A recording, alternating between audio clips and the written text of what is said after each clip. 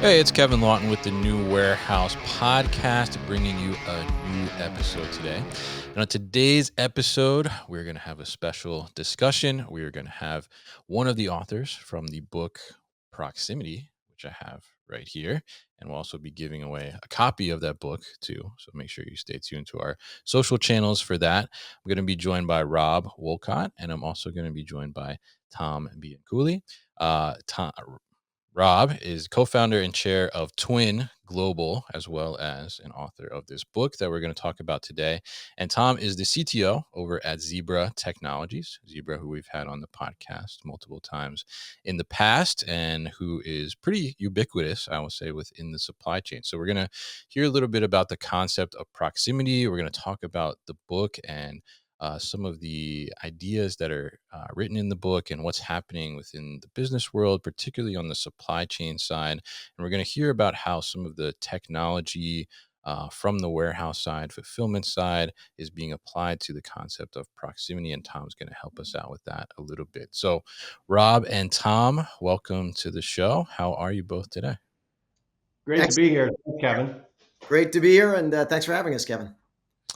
Absolutely. Excited to talk about this. This has been my summer reading here, this book. So I'm excited Right. to talk to you guys now and learn a little bit more about the idea of this and kind of some of the concepts and how they apply to our supply chain side, particularly warehouse distribution and fulfillment side as well. But before we kind of dive into the concept of proximity, why don't we get some background from the both of you? So I guess, Rob, why don't you kick us off a little bit? Tell us a little bit about your background. Tell us a little bit about Twin Global as well and what it is you Great. do.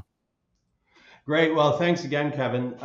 So, background, well, I could start in fourth grade. I fell in love with innovation in fourth grade when I checked a book out of the school library called American Heritage Illustrated Book of Men and Their Inventions. It was a history of the Industrial Revolution. And I kept it too long, and the librarian called my mom, and I got in trouble. And, I didn't have any friends as a kid. But I said, I really want to be in this innovation space. So briefly, about a third of my life is research and teaching. I teach at the Kellogg School of Management and the Booth School of Business, two business schools in Chicago. And I research and I write. And then I'm an active venture investor. And many of those ventures are driving the proximity revolution. Some actually invested alongside Zebra, actually, it turns out. And then third, I have the World Innovation Network, or Twin, and that's how I met Tom many years ago. We've done lots of things together. Twin is really just a big spreadsheet with people's names on, and we get together once in a while and talk about the future, go around the world, see where things are being created. So my life is about trying to envision the future and figure out how to play there. Interesting. And I love that start in fourth grade, Okay. definitely. And obviously you love that book if you got in trouble with the librarian, I would say. Yeah. So very nice. So Tom, how about you? Tell us a little bit about your background and tell us a little bit about Zebra too, for maybe the people who are not familiar. Sure, yeah. So I'll start with Zebra. So at Zebra, we're really focused on leveraging what we call asset visibility. So kind of really being able to understand where your people, your inventory, your capital assets are, really across the entire enterprise, and then use that information to extract insights that help orchestrate workflows, and always be looking at how we can modernize the way work gets done. And so we have a framework around that we call Sense, Analyze, Act. So sensing what's happening in the environment, being able to analyze that data, and then push the right actions down to the right person at the right time to get, ultimately get the job done. And if you think about the markets we serve, retail is probably a little over 40% of our revenue. And think about e-com fulfillment, buy online, pick up in store, ship from store, Mhm. all the reverse logistics that happen in e-commerce. And of course, Kevin, every one of these vertical markets, whether it's retail, transportation, logistics, manufacturing, or healthcare, which are our biggest four verticals, every one of them has a warehouse. So, we think about warehouse as an environment, not so much as a vertical, but within that environment, there's a lot of dynamics and a lot of pressure to really be able to move more and more goods faster and faster through the same volumetric space, and do that in a world in which we're going from batch ordering and shipping to increasingly going to eaches. which really is going to play into proximity when Rob describes that. I think they'll connect the dots on some of those things. As far as myself goes, so like you mentioned, I'm Chief Technology Officer at Zebra.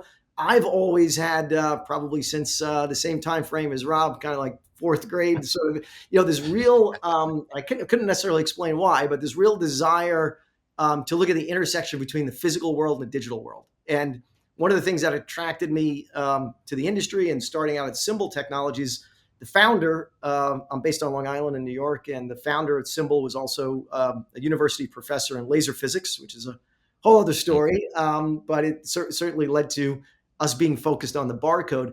But he had a mantra, which is, hey, we're really focused on converting atoms to bits, ATOMS, atoms, to bits. And that was long before terms like IoT were on the scene, long before people were talking about, physical and digital intersecting each other. And that idea of, converting the physical world to the digital world to help people make better decisions, enable us as a species to be more connected together. And, a lot of the fabric we know today around the way we interact with media, the way we communicate socially, is really at the heart of converting the physical to digital. So that's always been of interest. And it just always seems over the years and over the decades to increase with relevancy, and maybe culminating in the pinnacle with, what Rob's been driving in terms of proximity. So we'll unpack that a bit. Interesting. So we have two big time innovators since the fourth grade here, which is very interesting, and very interesting too to hear some of those kind of evolutions of the technology and things through Tom's career there as well. So let's kick this off. I mean, we're talking about the book. The book is called Proximity, right? So Rob, why don't you kind of explain to us and dive into kind of what is the idea, the concept of proximity in reference to the book? Great. So I'll start with the punchline and then I'll back up and explain it. But Sure. Proximity is a concept that is predictive about where every industry is going the rest of our careers. And we'll validate that as we talk through it, if you read the book, for instance. But you can think about it as anything, anywhere, anytime. And what we know about humans is humans want what they want, where and when they want it. And of course, they want it for free, but set that aside. It's hard to deal with. But some people figure it out. So anything, anywhere, anytime, that's proximity. But what does this really mean? So back in 2014, I was at a tech conference and I was sitting listening to each of the speakers. And I don't know about you, but after a while, all the speakers sounded the same. And there was one slide that was really driving me nuts. It's like every speaker had a version of this in 2014, which is something like, by the year 2025, 1 trillion devices will be connected. And I'm thinking, do you really need to tell the audience that? I mean, if you think you have to tell this audience that, you're in the wrong place. And we all know that, okay? So we got to do better. We have to have better foresight. And so what I thought about was, from economics, there's a concept called general purpose tool. It's a coincidence that GPT, that's generative pre-trained transformer, total coincidence. But a general purpose tool in economics means a technology that is foundational, that changes the dynamics. It can be used for so many different things. It changes the dynamics of how the economy works. So think like steam engine was, then the electric dynamo, for instance. And digital technologies are exactly that. They can be used for almost anything. And when I posed the question at that moment in my head, which was, what is fundamentally different about digital technologies compared to the industrial age? And what can that tell us about where the world's going to go? And that became the following insight. Digital of all sorts, so this could be mobile apps and AI, but it could also be 3D printing, it could be rooftop solar power, anything that's digitally enabled. Digitally enabled everything allows us to compress capabilities in smaller and smaller packages, distribute them all over the economy, ever closer to each moment in time and space. And so therefore, and this is proximity, digital compels the production and provision of value ever closer to the moment of actual demand. So what we aren't just talking, Kai-Han Krippendorf, my co-author, and I aren't just saying, well, this is a little better supply chain management. Let's add a little technology here and there to become a little better.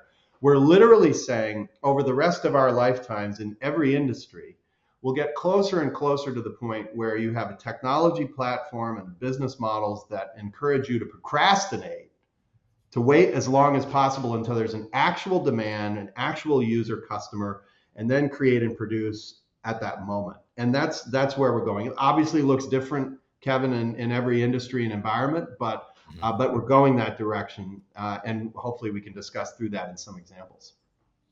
Yeah, absolutely. And I think it's an incredibly interesting concept. And certainly we've seen, I think, especially over the last few years, some of this unfolding like right in our daily lives, right? And Yeah. bringing those things closer. And certainly, a lot of tech enabling that. And, some of the concepts and things that are talked about in the book are pretty incredible, which I'm sure we'll dive into a little bit. Well, But actually, if I could give you a quick example that everybody sure. will get. Um, the book was finished in January. It went to the publisher, all this. We talk about large language models. Now, of course, everybody was talking about large language models at that point. Yeah. But we also talk about the research going on at the edges for small language models. And what are those? Well, that's you take the big language model and you cram it into a smaller package. So what can you do? You can distribute it around all over the place. This is what proximity predicts will happen. So we talk about that, in a research concept in the book. And what happened in April? Apple announces they're going to be rolling out efficient language models on all their mobile devices by the end of the year. That's exactly what proximity will predict will happen. And by the way, Kevin and Tom, you know what the difference is between an efficient language model and a small language model? Yeah, I'm there's not no sure. difference. It's just Apple wants their own names for stuff. So they Mm. came up with a name. Gotcha. Yeah, yeah, yeah. They're also tagging on to the AI there, right? Apple Intelligence. I Yeah, think of they're course. calling Yeah. it. Yeah. Yeah. Very interesting. So, yeah, I mean, I think it's incredible to see and the concept. And even as I was reading through the book, I mean, I could see like, oh wow, yeah, like these are things that are just happening. And I think from like a consumer perspective, it's just they're just kind of naturally happening and as we're utilizing them and things are just getting more convenient and it's getting to exactly where we want it to be, we're not necessarily thinking about the total everything that's going on behind the scenes, I guess, so to speak. So I guess curious, Tom, from your perspective, when we look at this idea of proximity and the concept of proximity that's laid out in the book and talked about, I mean, how has that kind of changed the way we do business? And I guess, specifically on the supply chain side, certainly has a huge impact. So what are your thoughts there, Tom? Yeah, sure. Actually, just picking up a little bit on what Rob was talking about too, with regard to large language model, and Sure. without mentioning specific customer, but we have a number of customers that are thinking about, and Rob and I haven't spoken about this yet, but what they're calling the far edge. So if you think about, if I take a retail store, you might think I have compute in the cloud, I have compute on prem, and the far edge is that efficient or small language model that's actually kind of literally running down on the device that might be in our hand, in the worker's hand. And we did an announcement actually a couple of months ago with Qualcomm and Google around doing exactly that. So optimizing these models to be able to run down on device, so that the processing is being pushed as close to where the answer needs to be created and the data is being consumed, which very much summons the word in your mind of proximity, right? The Yeah. actual processing is actually proximal to where the work is getting done. So it's just that's something that we're seeing and building off that example of Rob's. Um, the other thing that I would just say from the overall framework and the proximity concept, one of the things we do pretty frequently with customers, and it depends on the way the customer is thinking, but if they're in the mode of thinking about, hey, what does transformation look like? Where should I be going 5 years from now? We've found this very powerful as a tool internally and also with customers, is to take what you think are fundamental truths about that future, okay, and just take it to the limit. And if you took them to the limit, what would you start doing and start thinking? And you're probably going to start doing and thinking of things that are significantly more transformative than they are evolutionary, right? Like I might say, well, how can I make myself 10% better or reduce my labor cost by 5% if I sort of Mm. look forward? But if I start with 5 years and an unconstrained take it to the limit around truths, how does that back up? So as an example would be, what are truths? Truths are people are going to want more choice delivered faster and in a more personalized way. Like we're not going to ever wake up a few years from now and, we're going to say, gee, I wish I had something delivered slower to me and I had fewer options and it cost more. to get it right. None of those are going to be true. It's always going to be in the other direction. So when you kind of start that exercise with customers, you very much get into, well, what are the blind spots? And now I'm kind of getting to the heart of your question. What are the limiting factors? What's preventing me from being able to operate that way?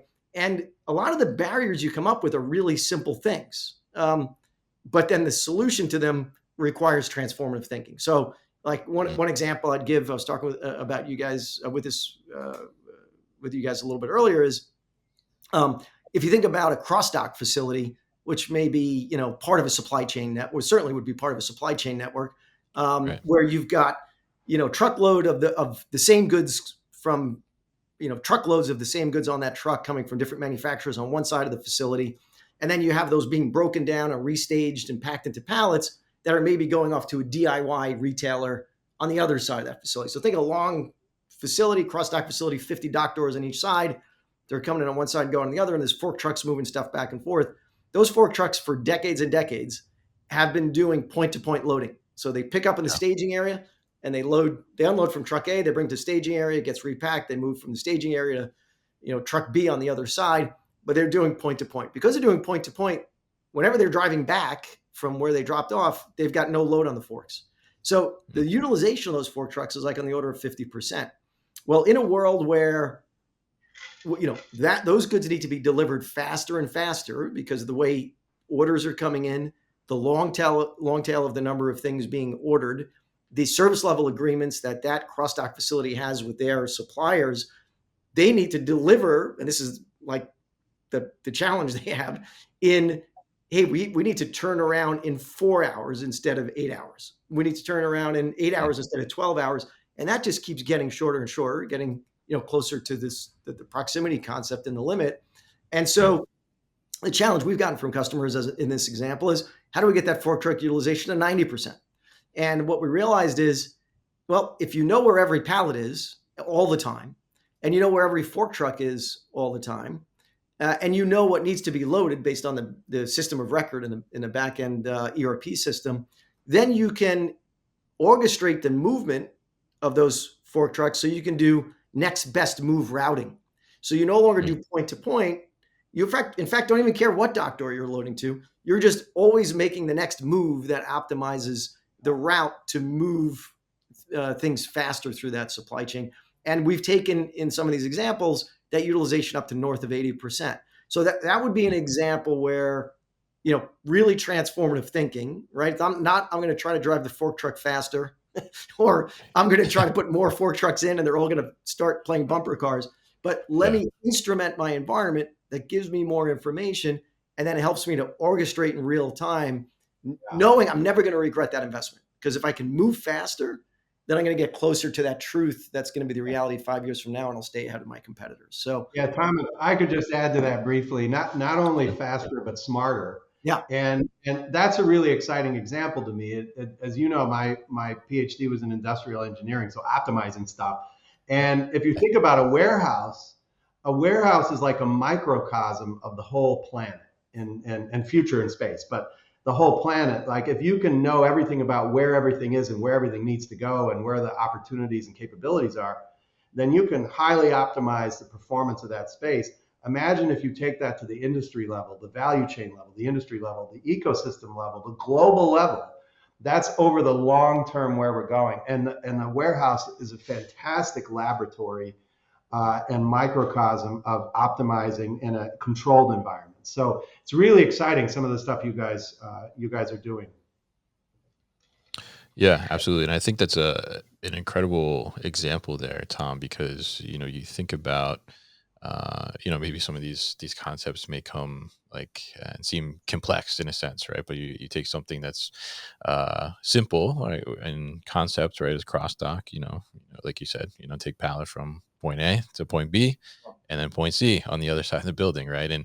But you're taking the idea of proximity there in that sense where you may think proximity, oh, how do I get myself closer to this? But in this sense, right, you're saying, oh, there is something that's close to me already, but how do I make somebody aware that it's close to me, or drive the person to be able to do that and create that better utilization? And I think that's really a great example there of how you can look at this in two different potential ways, and also how can you utilize proximity to, better have better utilization, like you mentioned, increasing from 50% up to 80% utilization of those forklifts without having to add in more resources in terms of forklifts or people, and then not really solving the problem, just kind of maybe creating additional problems from a safety perspective or just cost perspective overall. So I think it's very interesting on that side. So you mentioned in there too, I mean, the consumers are kind of, I guess in a sense, we are the ones at the end of the day that's kind of driving this, right? Our expectations are getting higher, and then some company is able to meet those expectations, and then we get used to that, and then we want more, right? And that's just kind of the Yeah. human nature overall. So I'm curious, I mean, in the general sense, obviously we're involved in this, right? We're involved in the warehousing side and the supply chain side and the understanding of proximity here. And I mean, does the consumer, as they demand more convenience, as they look for things to be more accessible, have more options, as you said earlier, Rob, I mean, do, does the consumer kind of realize the impact or things that are going on behind the scenes to kind of drive this, or how they're kind of shifting the landscape of the way business is really changing or Well, transforming? I mean, I'll tackle that. It's a great question. I think for Yeah. most consumers, no. I mean, Mm, they don't know what, and real honestly don't care that much in most cases about what's going on behind the scenes, for good or for bad. mm, But something I always tell my students at Booth and Kellogg and people I'm working with, your customers don't care about your constraints. mm, And what do we do at the office all the time? And we do this at the universities, of course. We sit around saying why we can't do stuff. Well, here we can't do it because of that. We can't do it because of that. Your customers don't care. And when somebody else can figure it out, then it becomes an expectation. So, two quick examples. A decade ago, I don't know if either of you can remember a decade ago, but a decade ago, if you got that thing you ordered in like 3 days, you thought, "Oh, that's pretty good." yeah, Today, if you're 3 days and it hasn't arrived, you're online trying to figure out what the heck happened to your package. yeah, And so the expectations have gone up, largely because of, you mentioned Amazon. I mean, they've been at this since day one. They've been mm, doing driving proximity. They didn't call it that, but that's been their watchword. And the quick example there that I love is when Amazon started experimenting with drone delivery back in 2013. Most people thought it was a joke, or they thought we were doing it mm, for fun. I don't know if you remember, there were these like late night talk shows were making jokes about drone delivery. Well, Amazon didn't think it was funny, and as you might note, they just got approval from the government to do drone delivery in certain corridors here in the U.S. So it's going to become real. It's already real in other countries, and it's driving everything ever closer to that moment of demand. And once that happens, then everybody else has to figure out how to catch up. So the best thing to do is to say, take the truths to the limit, as Tom said, and start to really think that through now and start to experiment and try stuff so you can stay in the game, maybe even ahead of the game if you're really. mm. Yeah, and Tom, I'm curious your thoughts on that too as well, because you're essentially at the, in the seat to be able to enable some of these companies to do some of these things. So what are your thoughts there? Yeah, I mean, I think Rob answered the question relative to the way the consumer views it. I mean, maybe Mm, what I could add around that is two things. One is we don't just see this in a B2C context, we also see it in B2B. So if you think about the largest privately held medical distributor in the mm, country, they are saying, hey, from orders from hospitals for medical supplies are coming in smaller and smaller increments that need to be delivered in shorter and shorter time. mm, And when I first heard this, I was like, that you wouldn't think, right? Like, well, what? It's not clearly the consumer demand that's driving the medical supply ordering to that particular hospital. But when you start to unpack, okay, how are insurance companies, compensating the hospital? Who's actually is how much of the inventory is actually on consignment? Many people might be surprised to mm, know that, okay, 50% of the inventory that's being held at that hospital actually hasn't been paid for yet to the company that's provided that inventory. And so when you kind of put those economics together with another concept, which was the other point I was going to make, which is this concept of liquid expectations. And the idea behind liquid expectations is I may have an experience in one domain or area that's completely unrelated to the other, but now because I had that experience there, I expect to be able to have it somewhere else. So the example would be the Apple Genius Bar and healthcare would be like the two opposite ends of the spectrum.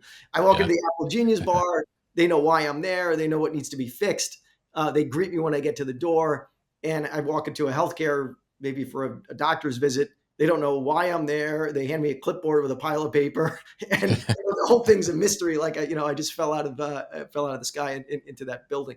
And so that's a liquid expectation. You wonder why can't I have? And I think that is starting to revolutionize healthcare. That liquid expectation. But that same thing is carrying over into these other areas as well, like the B2B example I gave. And Yeah. so hospitals are like, well, I'm able to, this is my experience from a consumer perspective. I'm looking at what Amazon's doing, as Rob was saying. Why can't that happen in a medical B2B context? So, that's the other thing maybe to think about is the forces are coming out of, from a lot of different angles, which further reduces this, kind of the regret notion, meaning, so you invest early, there's a lot worse things you could do, right? You invest early in the right thing. Yeah. That is only putting you paces ahead of your competitors. Well, actually, to build on that, Tom, if you do it right in the early stages, they should be small experiments. Right. What we say is do not manage in the early stages, do not manage the rate of failure, manage the cost of learning. So the problem is when you see a really new idea, the likelihood is that it's going to change the world in the future. The likelihood is it's going to look totally stupid at the beginning, totally stupid. And there's lots of evidence of this. So we edit all those out. The problem is we can't try all those things because then we're out of business. So what do? You manage the cost of learning, make small investments, small bets, experiments. You're not risking the company, you're not risking your job, but you do lots of those. Some of them will percolate up, and then you'll have more and more confidence and less uncertainty, and then you can go big. And that's where partners come in too. So working with other companies that are really trying to drive these things, they're eager. Companies like Zebra are eager to find partners that want to try stuff and do it in a controlled basis. So that's where the real breakthroughs come from. Yeah, yeah, absolutely. And I think that's such a great point there too, because I know there's some examples you talk about in the book, and I think the one that comes to mind, I guess, is Netflix, right? And you talked about in the book how when they started, they wanted to do online movies, right? But the technology was not quite there, so that's why they went to physical DVDs. And then as technology grew, though, they were in the position to be able to do that, and they had already thought about that, which at the time, I think it was like 1997 or something. Mid I forget. 90s, yeah. I Yeah, call that like a transitional business platform. And that's where when you see a truth, and Netflix saw a truth, which is humans are going to want to watch any video anywhere, anytime. Nobody has to do market research to yeah, see if that's going to be true. And so, as you said, Kevin, they couldn't do it at the time. So they built this transitional business platform to get into the game, build consumer base, build a brand, build knowledge. And then as video streaming became possible, they were there, they won. And they were ahead. so all Yeah, the business, everybody listening here can think about what's the thing I know is going to come in the future. So how do I get ahead of it and get in the game now in a smart way, and then eventually be in a position to win? yeah, yeah. And I think that's such a great example, and it reminds me even too of like Zappos as well, right? People were like, "I'm not going to order shoes online. That's crazy," right? And now what don't we order online? I mean, right? Yeah. So I mean, I think it's interesting to see kind of that evolution overall, and I think that's great advice in there too. Is to something that might seem crazy right now is probably going to be something that is going to be prevalent, and even be cautious in how you're going about that. But like you said, it's the cost of learning, right? How do we do small projects, find the right partners to test Yeah. these things out, and then when the time is right, we're going to be ready, right? And we're going to be ahead of the curve in a sense, and I think that makes a lot of sense. So now on the proximity side, I mean, obviously there's a lot of technology that's driving this proximity to happen, and driving these different consumer experiences. And you talk about a ton of different things that are happening within the book, and some things that I was not even aware of, like the concept of growing meat and these different things, which is pretty interesting and fascinating. Yeah. I'm curious. I mean, what are some of the top technologies that kind of stand out to you that are kind of leading the way in proximity and that are really going to make an impact in the long term? Wow, there are so many, but I'll give you two. One everybody's familiar with, and it really changed the way people were able to understand how profoundly different the proximate future would be, and that's a generative AI. Chat GPT Mm, launched. Before Chat GPT launched to the public, if you needed a crappy speech for an event, you had to agonize for hours in front of a blank screen. And then Chat GPT launched in November of 2022, and you threw a prompt in, and seconds later, you had a crappy speech for your event. Now you have to make sure that it's what you want to say, but nonetheless, it was sitting there, a blank screen, doing nothing from your mm, perspective. Now we know there are servers in Iceland and whatever, that's fine. But from your perspective as a user, it's doing absolutely nothing until the exact moment of demand. And then seconds later, it provides an answer. Now, thinking more in the supply chain and warehouse space, so with physical products, that's a digital product. Those move at the speed of light already. But physical products, it's coming for that too. So one of the things I talk about with people who are managing physical infrastructure, supply chains, et cetera, is I say, look across your whole supply chain. Look for those stock out risks. Look for the risks of parts and MRO and things like this that if you really have to have it there and you're paying a lot of money to make sure you've got inventory. What if you had the ability to produce just exactly what you need where and when you need it and do the mm, math and find out how much you'll save? Now you've got a ceiling for how much you might invest in, say, having a 3D printer on hand for certain things. And companies like Ford Motor are already doing this. So this is normal. But I'll give you a really out there example, a quick version of it. It's called Interstellar Lab. This is a company based in the US, but a French founder, Barbara Bell VC. I invested in it. It's super amazing. Barbara was a VC and a plant scientist, and she decided in 2018 she wanted to figure out how to grow food on Mars. Now, mm, she asked me if I wanted to invest, and I said, no, I'm not a billionaire. I don't have a 60-year payback period. But she got a big grant from NASA, and that work continues today. Small contained environments to grow food on Mars and spaceships, et cetera. But she also knew she needed a real business. So she created these room-sized pods, a little bigger than the room I'm in right now, that mm, sit in factories, and they grow. She and her team made a list of high value ingredients, low volume. So very high value ingredients derived from plants that are very low volume. And they're right outside Paris. So guess what industries use these kinds of ingredients? Skincare, cosmetics, um, uh, um, perfume. So, she's in Paris. So that's what they do there. So fast forward to today, her biggest clients are Robertet, Firmenich, L'Oreal. So L'Oreal has contracted with Interstellar Lab to take these pods and put them in their manufacturing facilities. And Barbara's company manages them remotely and using AI, and obviously the water is all automated and set up. You have to go in and plant the plants and all this.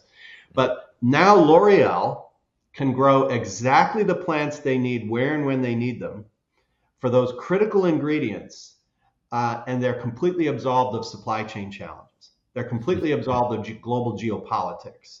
They're not worried about what's happening in the Red Sea, because they get that exact ingredient grown within their plant where and when they need it. And by the way, the yields on these plants in Interstellar's pods are 1,000, 2,000, in some cases 3,000% higher than in the wow. wild. So when L'Oreal was doing the math, they said for these specific ingredients grown in Indonesia, grown in India, grown in complicated environments, we've got to get all the way to our plants distributed around Europe, US, et cetera. I can now completely resolve that problem.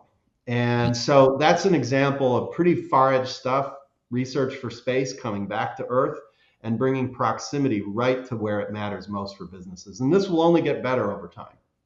mm. Interesting, and I think that's fascinating too. And I think the idea of whether it's a pod like this system to bring ingredients very close to where the production is actually happening, or doing some type of 3D printing. I think that from a supply chain perspective, that certainly kind of, I guess, disrupts what we would expect from the typical supply chain, right? And how we would procure these items and then, obviously wait for them for transportation, all these things when it's already there. So I'm curious from your perspective, Tom. I mean, as we look at these types of technologies and essentially if we're able to produce some of these things where the production is happening or where the distribution or fulfillment point is going to happen, what does that kind of mean, and what does that I guess maybe what does the future warehouse distribution or fulfillment center kind of look like with this type of setup? Yeah, yeah. A couple of things come to mind. One is, and Target's been public about this. Target, the retailer, Mhm. but they've renamed some of their facilities to flow centers, which I think is a really appropriate name in the sense that what is store in the world that Rob just described in the example of that production of raw ingredient closer to the production of the final product. What does storage even mean? If you're sort of skipping right past that, and in from a fulfillment point of view, the flow center is meant to evoke that exact idea, which is like, hey, things are just they're coming in, but they're flowing right through.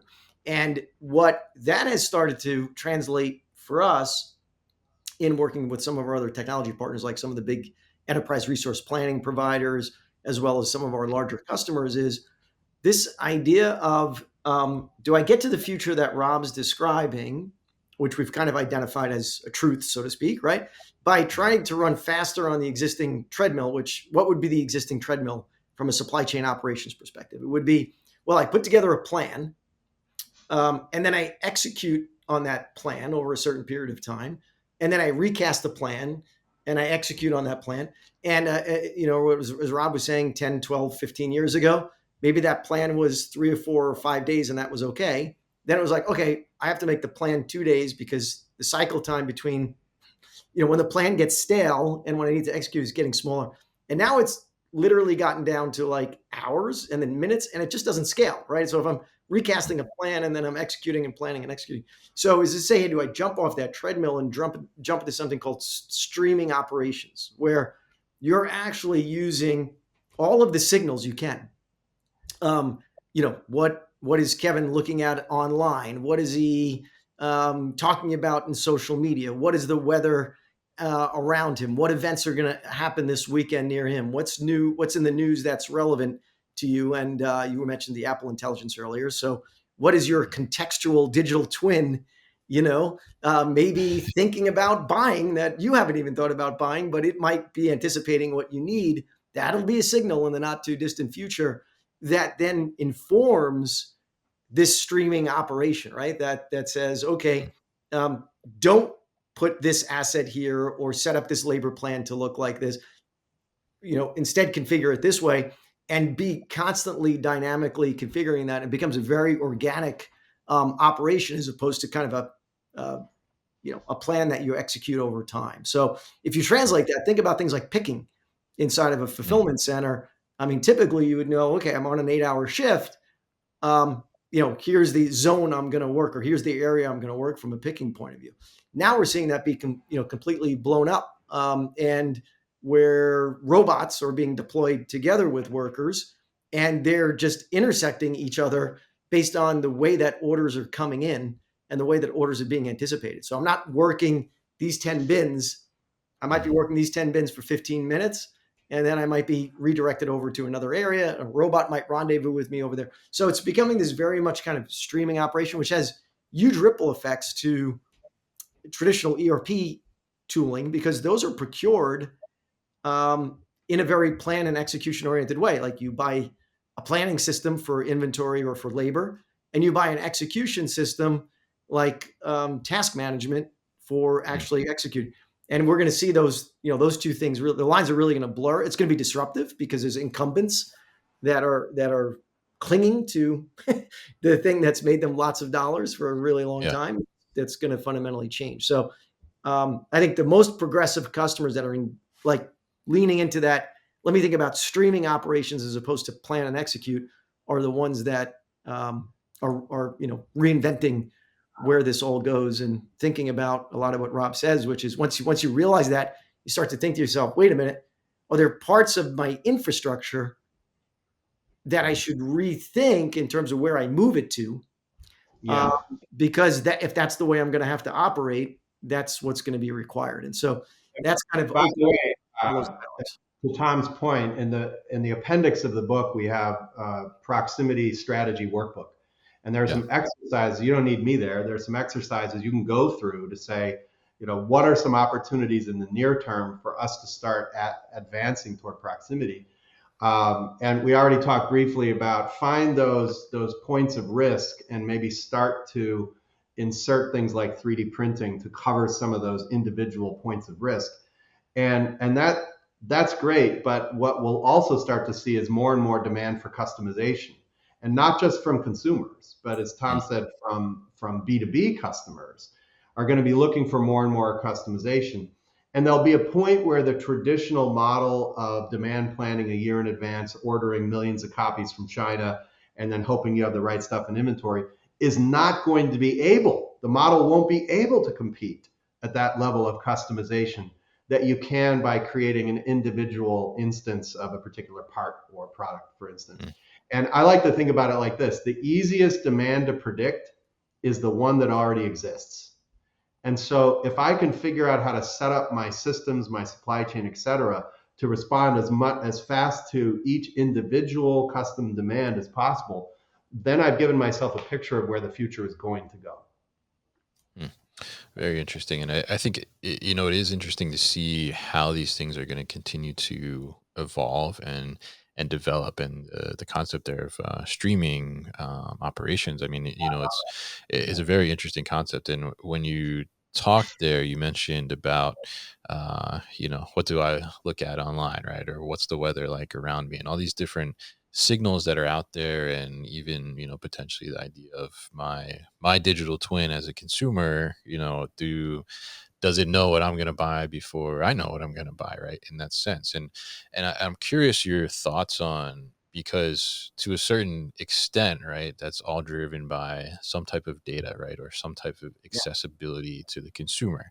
And I think obviously over time there's been tons of discussion and debate about data and privacy and things of that nature. But I think in some instances, what the consumer expectations are, like, you need to have that kind of insight into what the consumer is doing, or those types of buying patterns and things that are going on around them, to be able to really deliver on what they are expecting, right? Whether they think you should have their data or not. So I'm curious, as we look more towards this proximity and we continue to evolve businesses and the consumer experience to meet these proximity expectations. I mean, how will that kind of have an impact on society as a whole, whether good or bad in either sense? I mean, what are your thoughts on that? And I'll open that up to both of you, whoever wants to go first. Well, I mean, I guess I can start. It's very exciting. In fact, the possibilities. To be clear, Kai-Han and I are not saying this is nirvana. We're definitely not saying that, oh, it's going to be a paradise and isn't this, it's all wonderful. If people can have anything, anywhere, anytime, which is what we're asserting as we go into the future, we've already proven ourselves to be not great. Humans have been not great at making decisions under abundance. I mean, look at obesity epidemic and climate change issues, energy, all these things. So there'll be lots of challenges as well as opportunities. But on the other hand, if you think about proximity in the right way, the efficiency advantage, et cetera, there are tons of opportunities to, for instance, solve energy challenges, radically decrease waste. For instance, in the book, we talk about on-demand pharmaceuticals. They're a private company. You can look them up. They came out of military. Now they have their first implementation in Mississippi in a health system. They make pharmaceutical drugs on demand. and it's the size of a refrigerator. You type in 300 doses of ciprofloxacin, hours later, out come 300 doses, just like you get at the pharmacy. And and the FDA has approved that these are the same as you get at the pharmacy. And when you think about that, ciprofloxacin has a 3-year shelf life. So every 3 years, you got to throw out all the pills and make new pills. On-demand pharmaceutical system is sitting there with carbon, hydrogen, and oxygen. What's the shelf life of carbon? As forever. Okay, well, now when you do the math, you start to realize things are going to be radically different. Now it's just at the edges. It's still really early. It's for almost all businesses in healthcare. I would say this is on your periphery. This is on the edges. And most things in the periphery die, but some of them rise up and they change the game. So I think, Kevin, the opportunities for solving things like waste, energy, et cetera, are absolutely enormous as a result of proximity. But your comment about consumers and data, yeah, they'll act like they're concerned about who knows stuff about them, and there'll be lots of really important public conversations about this.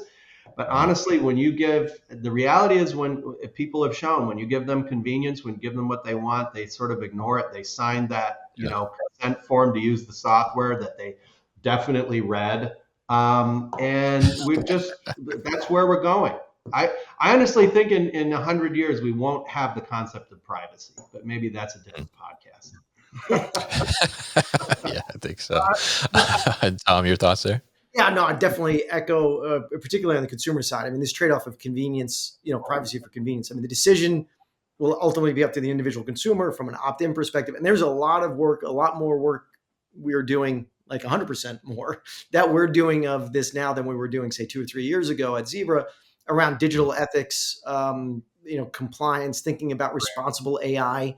What do those things mean, both from a legislative perspective, a compliance point of view, an ethical point of view. So I think that's going to be much more in the mix from a conversation perspective.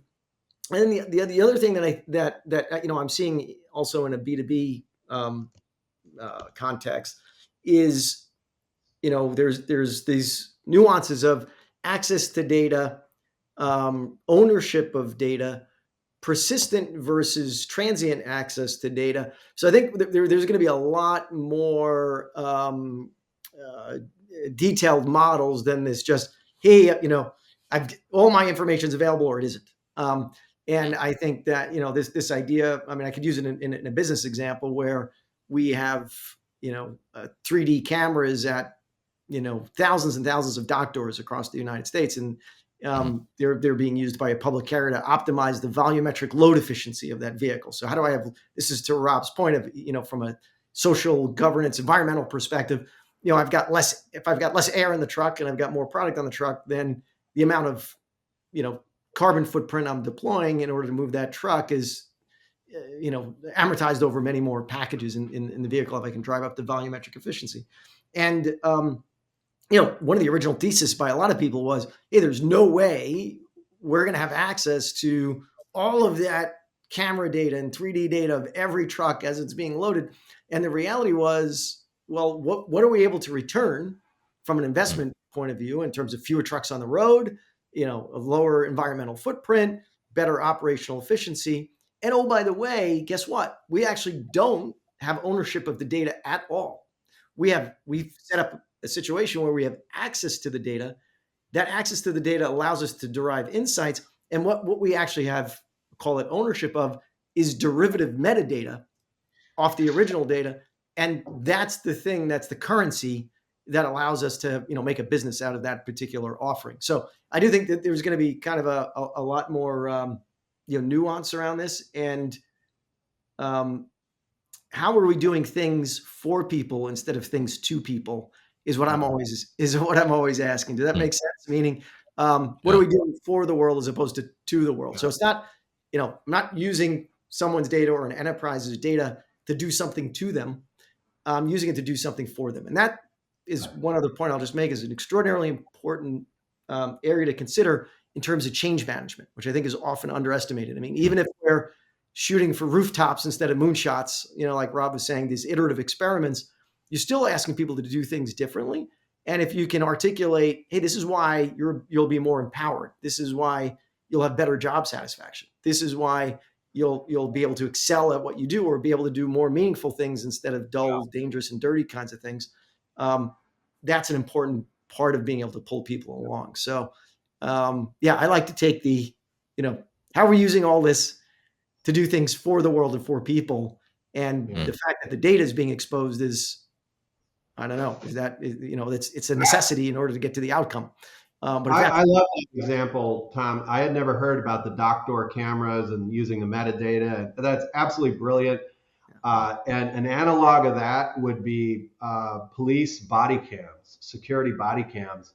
I mean, that's enormously valuable data. It could be politically charged data. It could be privacy issues, compliance, legal. But you know what? There's so much value there. How can we make it safe, compliant, respectful of laws, ethics, etc. But all the value that can come from that, and I've been following public company Axon for some time. They innovated the taser and the body cam. Now they're using generative AI to allow officers to use the body cam data to automatically fill in police reports. Now the officer has to go back and correct it and make sure it's what they want to say. But talk about an increase in productivity to allow that officer to be out doing the job that he or she signed up to do to keep the public safe. So, and now, by the way, they bought a drone company. So now they're getting into drones. So Axon is an example of driving proximity in a very Mm. different space. But there are things I bet that we could learn in the supply chain logistics space from what Axon and the security forces are doing with things like body cams and generative AI and drones and that kind of thing. So I always look for analogs and how they might give us ideas for our own environments. Mm. Very interesting. Yeah. Yeah. And I think, it's an interesting thing about the body cams and generating that AI generated police report, because I know there's some companies out there in the warehouse space where they're utilizing camera technology and computer vision on forklifts, for example, to be able to capture what's happening when there's a safety incident in that sense. But I'm sure you could take it to the next level with that type of technology too, to generate an AI safety report. And I've Yeah. had to generate safety reports myself in my career, and Or it's Kevin, painful. generate a safety report before there's an incident. So Yeah, there's a like a system running in the prevention report. background Yeah. watching stuff and saying, hey, Kevin, there might be a problem over there in zone 2. Mhm. Let's fix it. I mean, all those opportunities are already out there, right, waiting to be had. Yeah, absolutely. And I think super interesting conversation with both of you here today, and really fascinating, this idea of proximity, and great book to highlight some of the things that are happening and that have already happened, and how that's continued to evolve over time. So great job on the book, Rob, and really Ah, appreciate it. Tom has his copy there too, as you can yeah, see.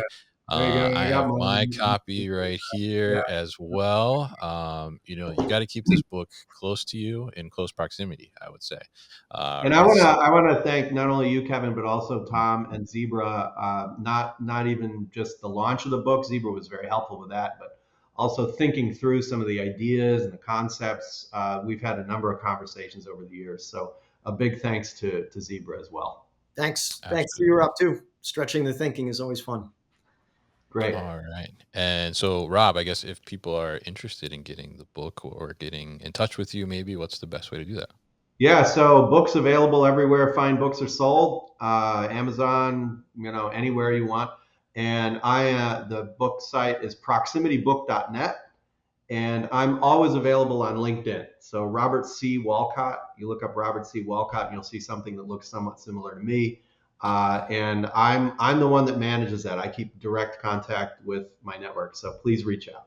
Let me know that we met here on the new Warehouse podcast, where warehouses are sexy, apparently, according to There your you back. go. He's caught on quickly. All right. And Tom, how about if people are interested in learning more about what Zebra's doing and some of the technologies that you guys are putting out there to help enable some of this proximity? You can hit us up on our website at zebra.com, and we've got the whole bevy of solutions organized pretty much by vertical. So very much in line with a lot of the types of things we spoke about here. And then I too very much plugged into LinkedIn. So feel free to reach out to me, Tom Bianculli. Look for Zebra. and hit me up on there, and I'd love to continue the conversation. All right, great. And a fantastic conversation with both of you today. I really appreciate you joining me and giving us these great insights on what's happening now and well into the future as well. And as mentioned in the beginning of the show, I do have an extra copy to give away. So we'll definitely put all the information on how to get in touch with Rob, how to get the book, how to learn more about Zebra at thenewwarehouse.com. And you can also find the information on how to get a copy, the free copy from me on the website as well. So check out thenewwarehouse.com. And thank you once again, Rob and Tom, for your time on the show today. Thank you, Great. Kevin. See you soon, Rob. Take care, Kevin. You too. Bye. Now. All right. Hey guys, thank you so much for tuning into today's video here on our YouTube channel, The New Warehouse Podcast, and I appreciate you tuning in. If you liked what you saw, make sure you subscribe to our channel, and if you like this video in particular, make sure you like it as well. And if you want to get this great t-shirt that you see in the video behind me, Warehouses Are Sexy, head to warehousesAreSexy.com and get your own.